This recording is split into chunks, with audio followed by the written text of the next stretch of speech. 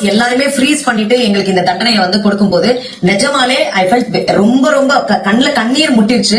நாங்க வந்து தோப்பு காரணம் போட்டோம். நாங்க வந்து நிறைய பிசிக்கலா நாங்க வந்து பல விஷயங்கள் பண்ணி பிக் பாஸ் எப்படியாவது வந்து எல்லாத்துக்குமான டீ காஃபி எல்லாம் வந்து கொடுத்துருங்க அப்படின்னு சொல்லிட்டு மன்றாடி முட்டிக்கிட்டு நாங்க வந்து பிக் பாஸ் கிட்ட வந்து கேட்டோம். அது மட்டும் இல்லாம இருக்கிற எல்லா கேமராஸ் முன்னாடியும் போயிட்டு மனதார மன்னிப்பு கேட்டு, ஏன்னா இந்த விஷயத்துக்கு வந்து சாரி கேட்கவே கூடாது. ஏன்னா இந்த வீட்டுல ஆல்ரெடி நம்ம சாரி கேம்னு பல பேர் ஆடிட்டு இருக்கோம். சோ அப்படி வேண்டாம், அதுக்கு வந்து எங்களை நாங்க வருத்திக்கிறோம். பிக் பாஸ் அப்படி சொன்னதும் எனக்கு கண்ணீர் வந்துடுச்சு, மனசு உடஞ்சிருச்சு, மனசு வலிக்குது, நான் மனசார மன்னிப்பு கேட்டேன், முட்டி போட்டேன், தோப்புக்காரனை போட்டேன் அப்படின்னு சொன்னதெல்லாம் ஓகே தான்.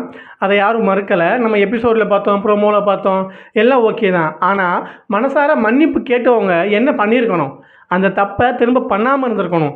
ஆனால் இவங்க அப்படியா இருந்தாங்க? நம்மளால் மற்றவங்க பாதிக்கப்பட்டிருக்காங்கன்னு தெரிஞ்சு மனசார மன்னிப்பு கேட்டேன்னு சொன்னாங்க. அவங்க திரும்ப அந்த தப்பை பண்ணது உள்ளே இருக்கவங்களுக்கு தான் தெரியாது, நமக்குமா தெரியாது?